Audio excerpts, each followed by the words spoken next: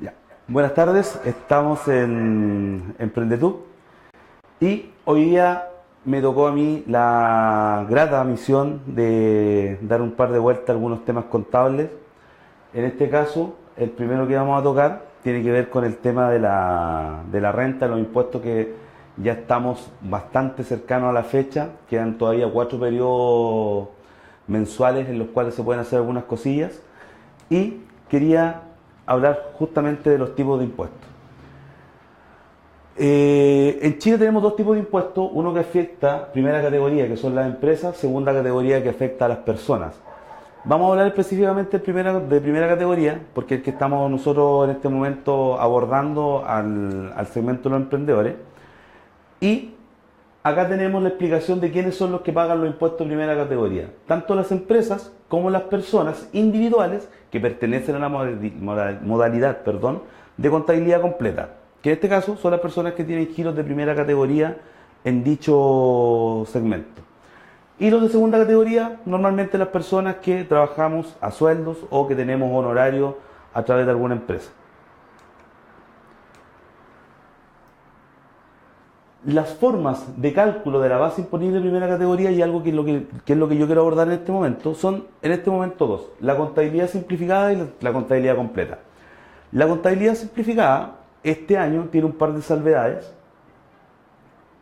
Antes vamos a explicar que el formato de la contabilidad simplificada se basa básicamente en la circular 59 del año 2014. La contabilidad simplificada históricamente existe desde el año 2008. Son varios años, no sabía si no era muy bullada. Ahora nació de nuevo en el año 2014 y se basa básicamente en la cantidad de ingresos versus la cantidad de egresos. El resultado de esta operación, que es una simple resta, es la base imponible sobre la cual se calculan los impuestos.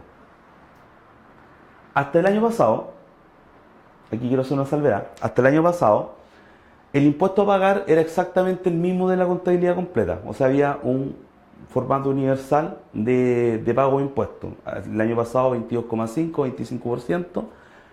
Este año la contabilidad simplificada no paga impuestos, y eso lo vamos a abordar un poquito después, sin antes explicando antes el tema de la contabilidad completa. La contabilidad completa se rige de los balances generales, donde tenemos activos, pasivos, resultados, utilidades, y es lo que finalmente la diferencia de la contabilidad simplificada, que para el que tiene conocimientos contables, la contabilidad simplificada es casi una cuenta de caja.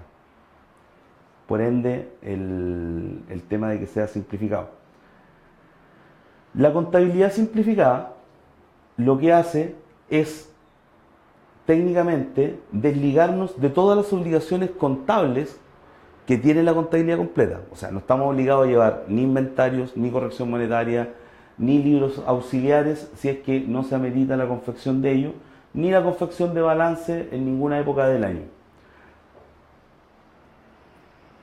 Las consideraciones que deben tener para poder entrar a la contabilidad simplificada es: 1.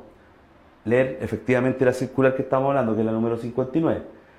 Definir exactamente cuáles son los gastos necesarios para la renta. Recién lo hablábamos acá off the record, de que lo que se puede cuestionar es el uso de los gastos. Por ejemplo, hablábamos recién de las compras de supermercado, que muchas veces pueden ser útiles, que pueden ser ocupados en aseo u otras actividades de la empresa, los cuales no son necesarios para la producción de las ventas, por ende no deberían ser considerados. Hacer de manera obligatoria el libro de ingresos y egresos. Existe de hecho una parte en el portal de impuestos internos donde existe este libro de manera gratuita y a modo de software, con el cual ustedes pueden trabajar y podrían ustedes mismos mantener en rigor esta contabilidad. 5. Si tiene honorario, efectivamente, aunque no esté obligado por resolución, deberías tener el libro de honorarios creado también de manera en papel foliado, que es lo que obliga a impuesto interno, o sencillamente inscribirse en el sistema de tributación simplificada que existe en impuesto interno, que es la que lleva la contabilidad y donde tú podrías tener tu libro honorario sin ningún problema. Las Los libros de compra y venta, que en este caso, como ya estamos en la era electrónica, quedan por default hechos de manera electrónica y ya son válidos ante impuesto interno. El libro de remuneraciones, bajo la misma lógica de honorarios, es un libro que va a mantenerse a medida de que lo vamos usando. Si existen remuneraciones, debe existir este libro. Y finalmente, la gran novedad para este año, que no era así el año pasado, que al final se suman los totales de los libros, se hace la resta, se genera la base imponible y se paga el impuesto, que este año, para sorpresa de muchos, es de un 0%. Es decir, estamos exentos de pagar todos aquellos que tengamos empresas bajo la modalidad de contabilidad simplificada. Ahora, ¿qué es lo vital y dónde queremos poner el hincapié? Básicamente que a partir de ahora, la gran preocupación del empresario que tiene sus empresas bajo la modalidad de contabilidad simplificada debe ser el monto de utilidad de la misma, puesto que ésta va a ir a pasar directamente desde la base imponible de la empresa a la renta personal del dueño de la empresa o de los socios y la correspondiente distribución si estamos hablando de una SPA o una sociedad anónima. Por ejemplo, si una empresa en la suma y la resta en el año 2017 tuviese una utilidad de 50 millones, eso significa que la empresa no va a pagar ningún impuesto por los 50 millones, puesto que está exenta, pero esos 50 millones deberían ser distribuidos entre los socios, a razón de su participación y lo que la escritura digan sobre lo mismo.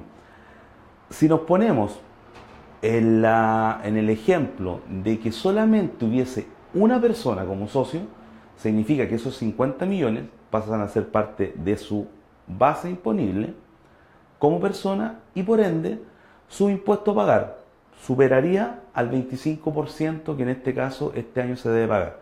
Entonces, de lo que lo debemos cuidar, y después pueden dejarnos sus comentarios, pueden dejar preguntas, si cómo podemos apoyarlo con algún otro material, pero de lo que debemos preocuparnos es de cómo nos va a influir a nosotros y cuánto debemos pagar para poder controlar los impuestos a razón de lo que tengamos como necesidad nosotros de demostrar. Recordemos siempre que el pago de impuestos sin un norte específico como empresario no tiene mayor relevancia y finalmente se va a transformar en un mero gasto del cual no le vamos a sacar ningún provecho. Los libros contables de la contabilidad completa, ahora pasándonos a otra modalidad, a la gente que no ha elegido el régimen simplificado y que simplemente se ha quedado en la contabilidad completa, muchas veces porque nos dicen que los bancos sigue siendo una mejor modalidad, sigue siendo entendido por todos, existe ahí también algunas veces algún tipo de debate, incluso que Chile compra, usa o no usa. Casi todo eso es ficción, pero sí vamos a aprovechar de ver qué libros en la contabilidad completa son esenciales, deberían estar y muchas veces los desconocemos. Vamos enumerando. Libro 1, libro de compra, manual o electrónico, todavía manual en el caso de la gente que usa boletas manuales como los negocios. 2, libro de venta, manual o electrónico, exactamente lo mismo, ahora desde el punto de vista de las ventas. El libro diario, que el libro diario es un libro vital porque es el que marca de manera cronológica todos los hitos de la empresa en el día a día. El libro mayor, que básicamente para los que alguna vez tuvimos un ramo que sea de contabilidad, es la famosa T, donde uno ve tanto los haberes como los debes de todas las cuentas contables y cómo ésta va creciendo a través del tiempo o va siendo afectada. El libro inventario de balance, para todos aquellos que tenemos activos. Los libros de retenciones para los prestadores de servicios, que también deben estar impresos. Los libros de remuneraciones desde 5 empleados hacia arriba también son obligatorios. Y lo que era el libro Food, y ahora van a ser 4 o 5 registros distintos, que finalmente es donde nosotros vamos a dejar grabado el uso de las utilidades, la distribución de las mismas y la composición de las mismas.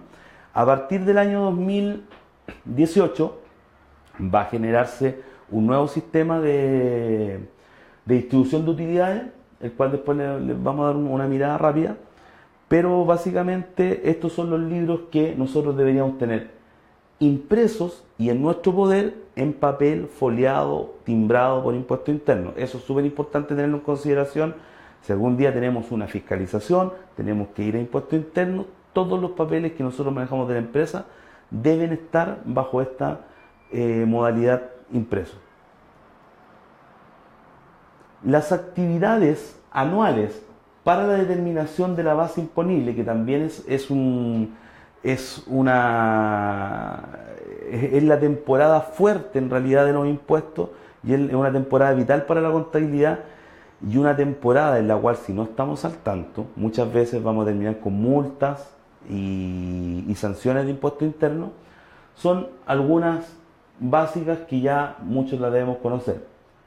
La declaración de renta. La declaración de renta es vital porque en el fondo es el momento en que nosotros le decimos a impuesto interno cuáles son los montos que nosotros tenemos comprometidos como resultado de la empresa. El cálculo de la renta líquida imponible, que básicamente es el monto que yo estoy declarando en la renta y por ende también es un hito. El balance anual, que es el que posteriormente debemos entregar junto con los estados de resultados que aparecen aquí a los bancos para poder tener cualquier tipo de movimiento o reconocimiento parte de ello. La revalorización del capital propio, que muchas veces también es un hito que nos saltamos, pero que posteriormente cuando queremos renovar la patente o hacer algún movimiento o cambiarnos de municipalidad para poder hacer nuestro inicio de actividades en una nueva municipalidad sacando la patente comercial, se nos solicita y muchas veces lo ignoramos. El análisis y cálculo del activo fijo, que es una de las anotaciones básicas que muchas veces tenemos en el tema de cómo vamos traspasando el desgaste de los activos a la renta.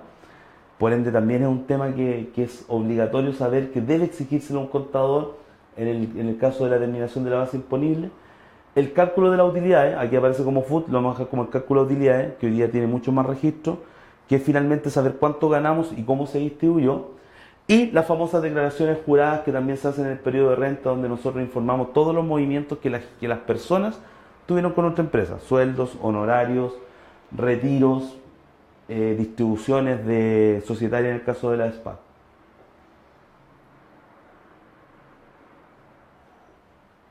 El formulario 22, que es el gran hito que viene, se compone de los siguientes tiene los siguientes componentes que son vitales para poder tener una buena composición de los mismos. Aquí están enumerados, pero básicamente lo que nosotros tenemos que tener muy claro es que no podemos tener un balance este año si es que a nuestro contador anterior no le exigimos documentos como el balance anterior, la renta líquida imponible, cómo él compuso en el fondo el resultado del año anterior, los detalles de los activos fijos, que es algo que casi ningún colega muchas veces entrega cuando la contabilidad es a última hora. Normalmente aquí se usa una distribución que es bastante básica, que es amortizar el tercio del total de activos, y ahí es donde normalmente aparecen las anotaciones. Y el cumplimiento de las declaraciones juradas. Son básicamente las cosas que tenemos que tener claro para poder hacer una buena renta y no encontrarnos con problemas. Y también, por otro lado, que es algo vital, poder hacer que el servicio que el contador nos preste también esté al alcance de nuestro bolsillo y no sea también una gran sorpresa el descubrir que carecemos de una cantidad increíble de documentos para poder hacer una nueva renta. Entonces, finalmente el llamado es para prepararnos para la renta 2018, si su contador no le entregó en la renta 2017 todos estos documentos, debemos tomar el celular, llamarlo de inmediato y solicitarle todos estos documentos, porque posteriormente van a hacer que la renta 2018 o sea mal elaborada o finalmente cuente con un recargo en todos estos servicios que el contador de la etapa 2018 va a tener que hacer y que hoy día no los posee. La renta empresa, básicamente, que es el formulario 22 del que estamos hablando, se basa en la composición, aquí está el formato general, se basa en la composición y la determinación del resultado de la empresa, donde en este caso estamos mostrando una renta de contabilidad completa, donde hacemos la diferencia entre los costos, los gastos y finalmente determinamos una renta que es la que finalmente nosotros vamos a pagar, el 25% sobre el resultado final, y por otro lado debemos hacer la distribución de las utilidades. Finalmente, ¿por qué muestro esto? Porque lo que interesa que sepan es que la finalidad que tiene la determinación de la renta, la finalidad que tiene la declaración de renta, es justamente dar por hecho a impuestos internos, a tesorería, cuáles son los montos que compusieron nuestra utilidad y finalmente, por otro lado, informarle a quiénes deben afectarle. Aquí hay un tema que es relevante y que muchas veces no se considera así. No existe ningún impuesto que no recaiga finalmente en la persona. Hablemoslo de parte del IVA, hablemoslo de parte de la empresa. Si lo pensamos desde la empresa paga un impuesto, pero finalmente lo que hace es distribuir entre personas la distribución final del impuesto, que son las que finalmente pagan. Cuando uno paga renta como empresa, tiene un beneficio, que es el uso del crédito de lo que pagó, y eso repercute en la gente. Si nosotros, como decíamos delante, un ejemplo de los 50 millones, si nosotros superamos lo que la empresa pagó o prepagó como impuestos de nosotros debemos pagar el diferencial. Así que algo que es vital y que debemos tener totalmente claro, de hecho, muchas veces cuando reclamamos que los impuestos de la empresa son muy altos, debemos pensar que los impuestos de la empresa técnicamente casi no existen, es un prepago de nuestros propios impuestos.